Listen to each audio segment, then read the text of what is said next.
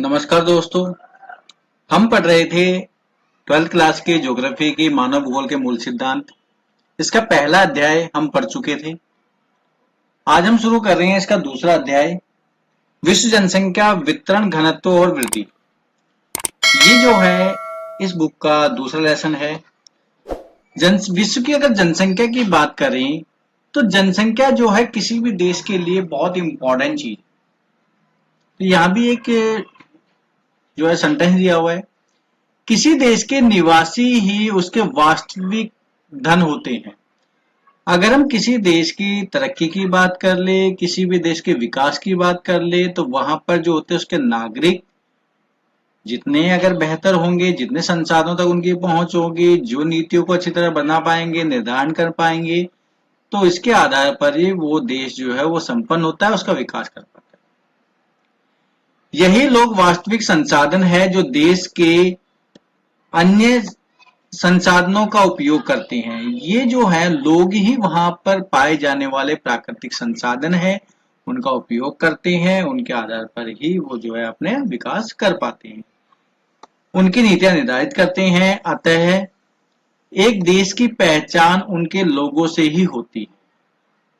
लोग जितने सभ्य होंगे, जितने अच्छे होंगे, उस देश का जो है वो नाम उतना ही अधिक होगा। 21वीं शताब्दी के प्रारंभ में विश्व की जनसंख्या 600 करोड़ से अधिक दर्ज की गई थी। तो ये 21वीं शताब्दी जब प्रारंभ हुई थी उस समय लगभग जो है 600 करोड़ थी, और अगर अब की बात कर ले तो लगभग जो है 700 करोड़ इसको मानते हैं हम विश्व की जनसंख्या।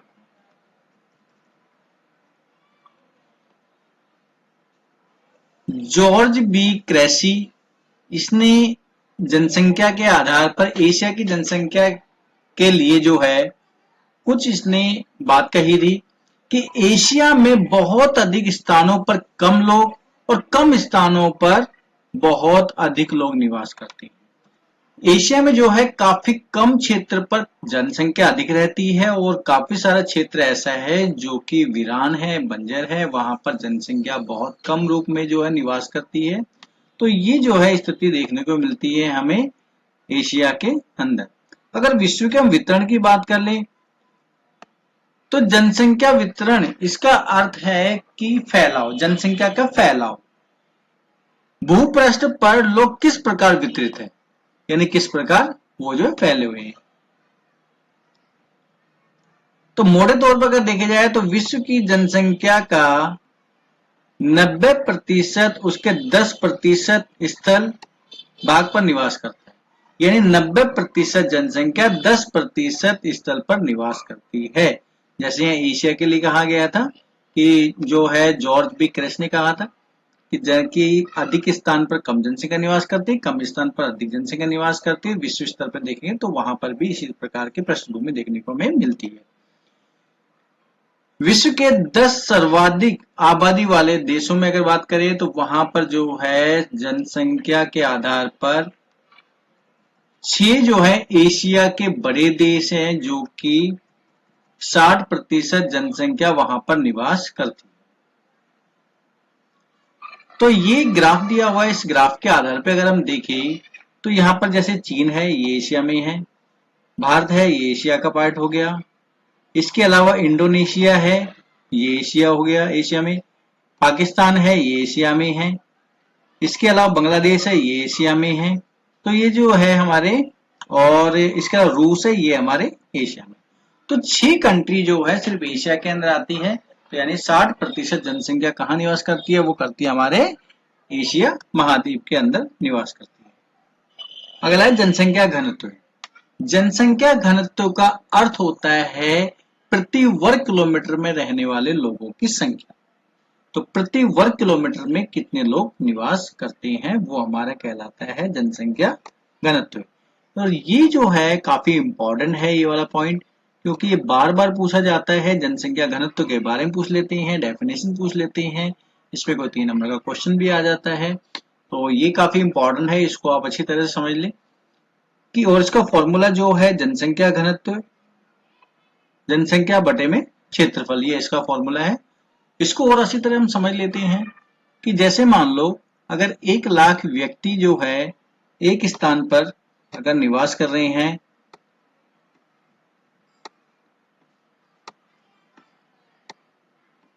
1 लाख हो गई,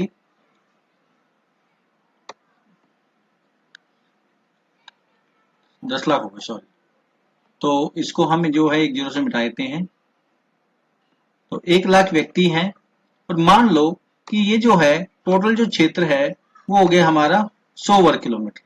ये जो पूरा क्षेत्र है, ठीक है, ये हो गया हमारा एक 100 वर्ग किलोमीटर और यहाँ पर लोग निवास कर रहे हैं कितने, 1 लाख लोग निवास कर रहे हैं।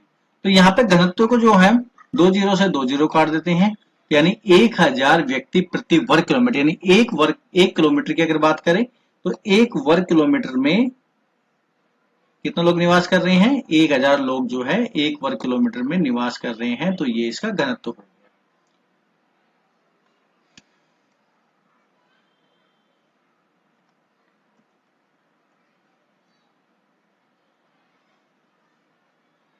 आगे हम देखें तो जनसंख्या वितरण को प्रभावित करने वाले कारक।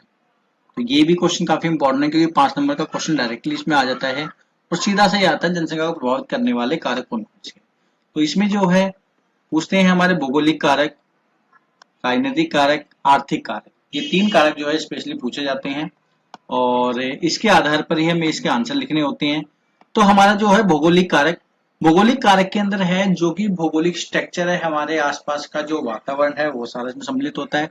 ये जल की उपलब्धता सबसे ज्यादा इंपॉर्टेंट चीज, क्योंकि हमारी जो भी पुरानी सभ्यताएं हैं, पुराने के समय की बात करें जैसे सिंधु घाटी सभ्यता की बात कर ली, दजला और फराक जो कि हमारी जो है इराक के अंदर सभ्यता है, या नील नदी की सभ्यता जो कि मिस्र की सभ्यता है। तो इन सभी की देखें पुराने समय की जितनी सभ्यताएं हैं, यानी पुराने समय जितने नगर हैं वो सारे हमारे नदियों के किनारे बसे हुए हैं, क्योंकि नदी के आसपास में जो है वो हमारे क्या नाम है, एक तो पीने के लिए भी जल उपलब्ध हो जाता है अगर वहां पर निवास करते हैं तो। इसके अलावा सॉरी, कृषि के लिए भी जो है इसमें उपलब्धता हो जाती है जल की, और जो है पशुओं के लिए भी वहां पे जल की उपलब्धता हो जाती है। तो ये सभी चीजों के लिए जल की उपलब्धता हो जाती है, इसलिए जल की जो है उपलब्धता जो है जनसंख्या के वितरण का सबसे इम्पोर्टेंट जो कारक है। जहां पर जल कम मात्रा में मौजूद होता है वहां पर लोग कम निवास करते हैं, जैसे रेगिस्तानी क्षेत्रों में, और जहां पर जल अधिक मात्रा में होता है वहां पर जो है लोग प्राथमिकता देते हैं निवास करने। लोग उन क्षेत्रों में बसने की प्राथमिकता देते हैं जहां जल आसानी से उपलब्ध होता है। तो ये तो मैंने बता ही दिया है कि कहाँ कहाँ जहां पे जल उपलब्ध होगा वहां पर लोग अधिक निवास करेंगे। ये जो है जल की उपयोगिता जानते ही हैं आप, पीने के लिए, नहाने के लिए, भोजन के लिए, पशुओं के लिए, फलों के लिए, खेती के लिए, सब काम में आती है। नेक्स्ट है हमारा भू आकृति। अगर भू आकृति की बात करें, जैसा भूमि का विन्यास होगा, जैसी भूमि होगी, समतल क्षेत्र होंगे तो वहां पर अधिक लोग होंगे, अगर वहां पे उबड़ खाबड़ ऊंचे नीचे क्षेत्र होंगे तो वहां पर लोग कम निवास करेंगे। पर्वतीय क्षेत्रों पे आप जानते हैं पर्वतीय क्षेत्रों पर लोग बहुत कम निवास करते हैं, मैदानी क्षेत्रों पर लोग अधिक निवास करते हैं।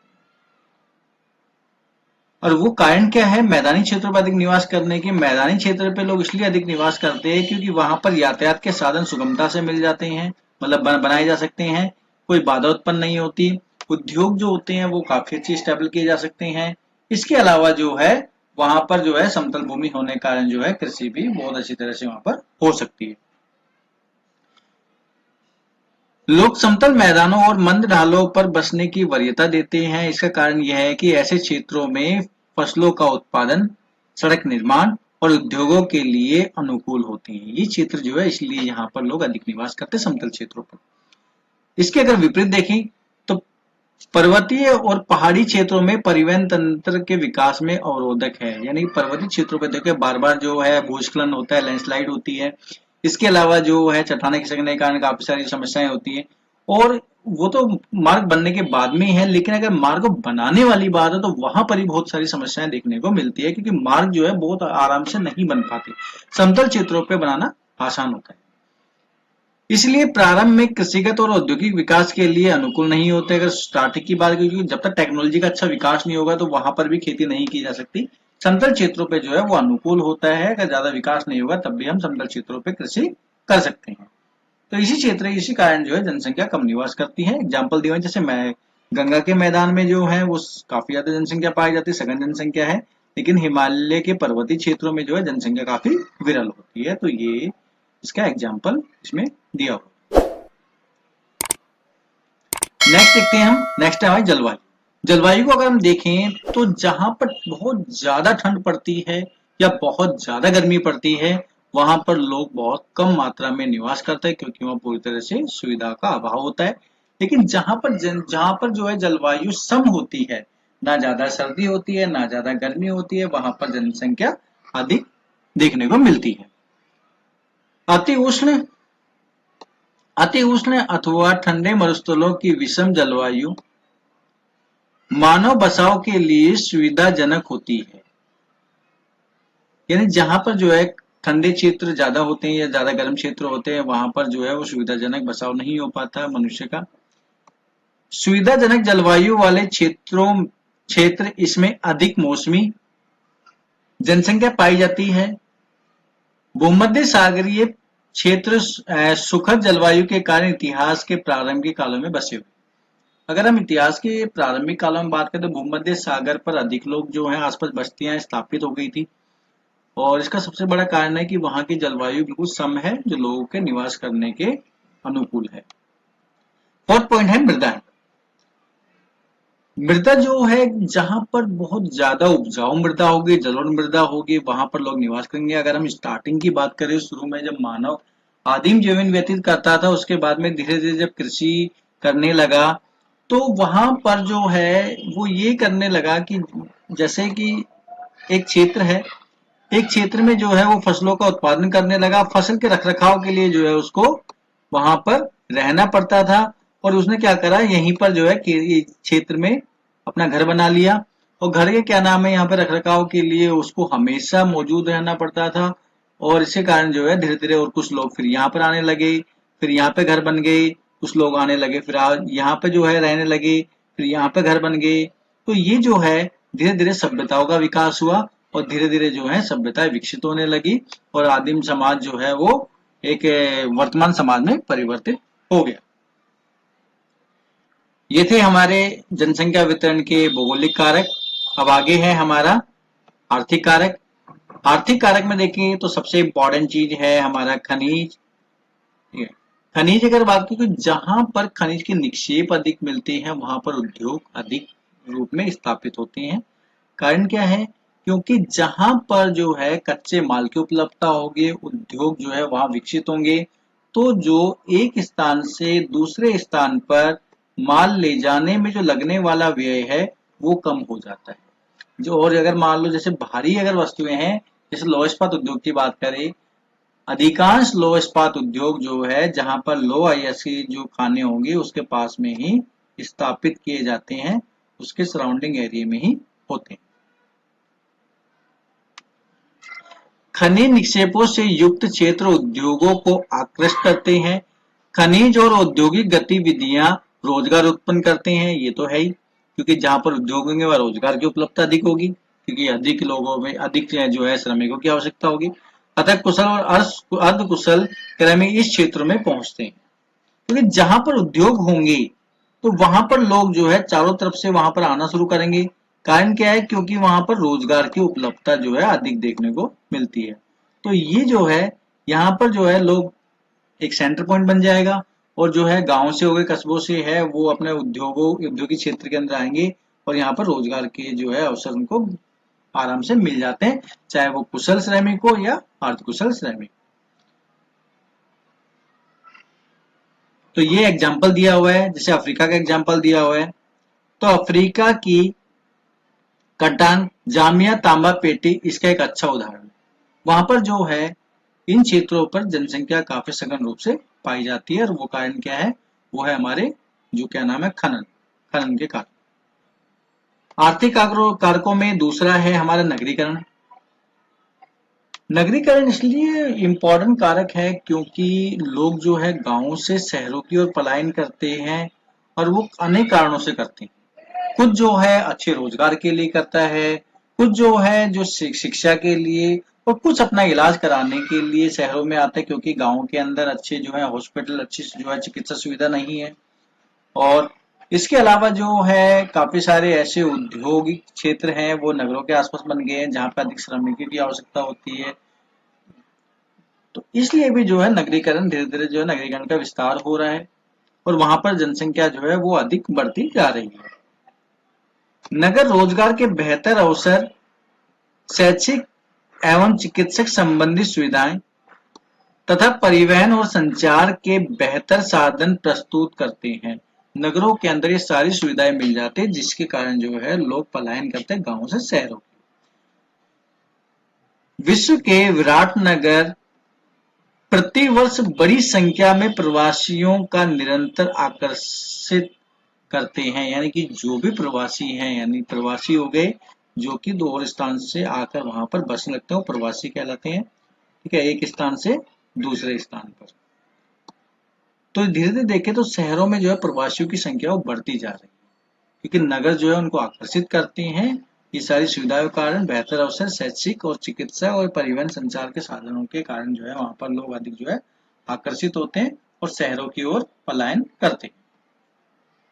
औद्योगिकरण औद्योगिकरण बताया कि जहां पर अधिक उद्योग होंगे, औद्योगिक पेटियां होंगी, जहां पर औद्योगिक क्षेत्र बन जाएंगे वहां पर लोग जो है शिक्षा वहां पर लोग जो है वो रोजगार के लिए जो आने लगेंगे और यहाँ पर अगर काफी सारे उद्योग बन जाते हैं तो ये औद्योगिक पेटी के रूप में विकसित हो जाती है और यहाँ पर जो है ये औद्योगिक नगर के रूप में जो है वो जाने जाते हैं और यहाँ पर एक विशाल जनसंख्या जो है इसके अंदर कार्य करती है उद्योगों के अंदर।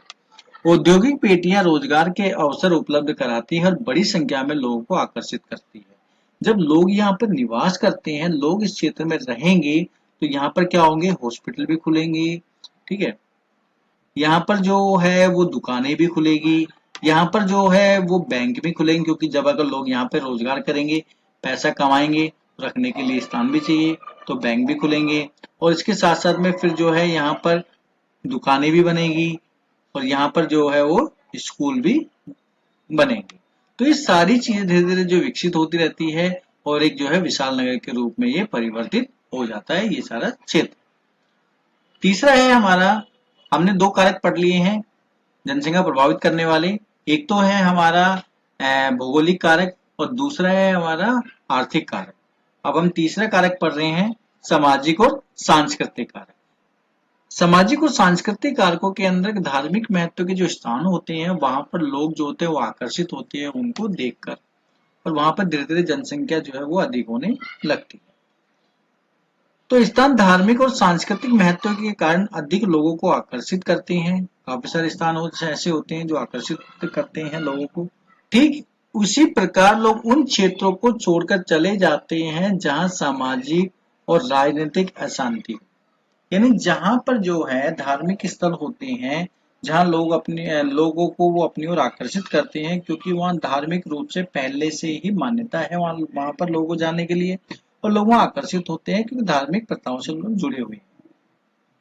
और उन क्षेत्रों पर जहां पर राजनीतिक उपद्रव होते रहते हैं, दंगे होते रहते हैं या इसके अलावा जो है सामाजिक बुराइयां काफी ज्यादा है, उन क्षेत्रों पर लोग जो है रहना पसंद नहीं करते, वहां से छोड़ के अन्य क्षेत्रों में लोग चले जाते हैं, लोग पलायन कर जाते हैं। तो ये हमें जो है देखने को मिलता है इन क्षेत्रों में। कई बार सरकारें लोगों को विरल जनसंख्या वाले क्षेत्रों में बसने अथवा भीड़भाड़ वाले स्थानों से चले जाने के लिए प्रोत्साहित करती है। जनसंख्या इसलिए प्रोत्साहित करती है अन्य स्थानों पर जाने के लिए क्योंकि एक स्थान पर अगर जनसंख्या बहुत ज्यादा रूप में बढ़ गई है तो वहां पर उसका जो है विस्तार नहीं हो पाता। तो अधिक विस्तार नहीं हो पाता, इसके लिए क्या है कि सरकार जो है वो एक क्षेत्र और विकसित करती है कि और सुविधाएं वहां पर अधिक देती है जिसके कारण यहाँ से लोग जो है वो यहाँ की ओर पलायन करें और यहाँ पर जो है एक जो हर चीज का जो एक बोझ बढ़ जाता है, यानी कि अगर जनसंख्या बढ़ेगी तो वहां पर आर्थिक रूप से भी जो है वो क्षेत्र पर ज्यादा प्रभाव पड़ेगा। इसके अलावा रोजगार के साधन भी काफी कम हो जाएंगे क्योंकि लोग जनसंख्या ज्यादा होगी, रोजगार कम होंगे तो धीरे धीरे क्या होगा, रोजगार जो है वो कम हो जाते हैं क्योंकि लोग अधिक है। इसके अलावा सुविधाओं का धीरे धीरे अभाव होने लग जाएगा, गंदगी ज्यादा होने लग जाएगी। तो ये सारे जो है कारणों से एक अलग से एक क्षेत्र और विकसित किया जाता है जहां पर लोग यहाँ से पलायन करते हैं और डिवाइड हो जाते हैं दो स्थानों। तो आज की क्लास में हमने पढ़ा जनसंख्या वितरण, जनसंख्या घनत्व और जनसंख्या वितरण को प्रभावित करने वाले मुख्य रूप से 3 कारक थे। भौगोलिक कारक, आर्थिक कारक, राजनीतिक और सांस्कृतिक कारक। मैं आशा करता हूँ कि आपको ये वीडियो बहुत अच्छी लगी होगी, आपको सारे टॉपिक जो है क्लियर हो गए होंगे।